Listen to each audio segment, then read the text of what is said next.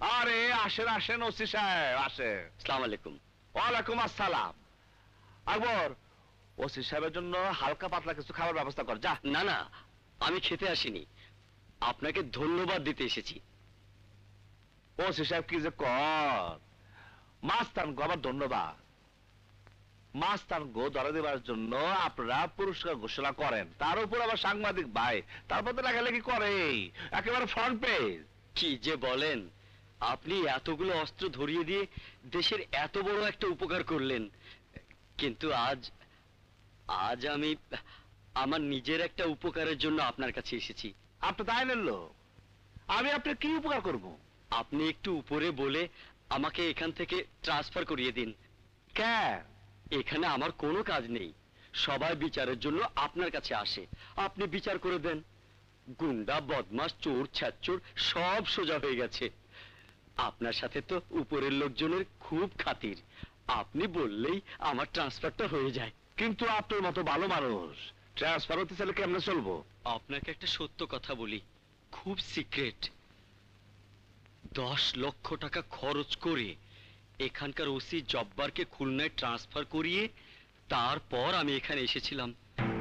কারে এখান থেকে ট্রান্সফার করাইছেন? ওসি জব্বার? হ্যাঁ, আগে এই থানার ওসি ছিল।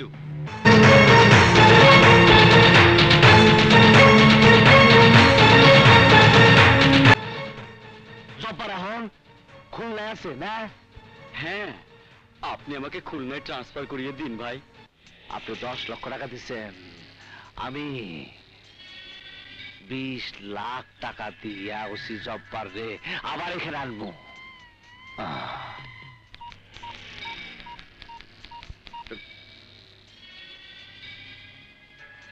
হ্যালো, আসসালামু আলাইকুম।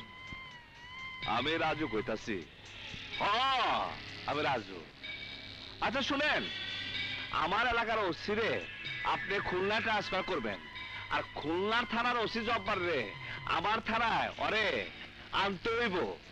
আমার থানা থেকে যে ওসি খুলনা দেব তার লিগে আমি কোনো মালপানি খরচ করতে পারবো না, আর খুলনার থেকে যে জব্বার ওসি আমার এলাকায় আইব তার লিগে আমি আপনার 20 লক্ষ টাকা দিব।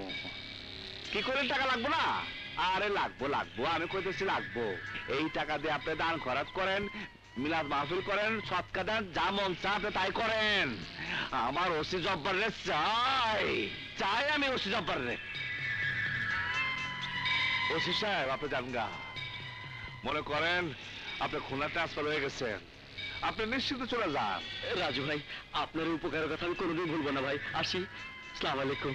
যান যান যান যান। জব্বার, তুই তাড়াতাড়ি আয়, তুই তাড়াতাড়ি আয় জব্বার।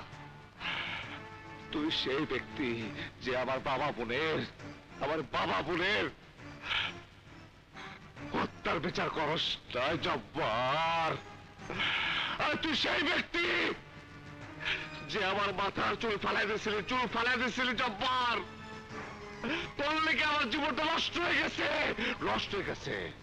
জব্বার। তুই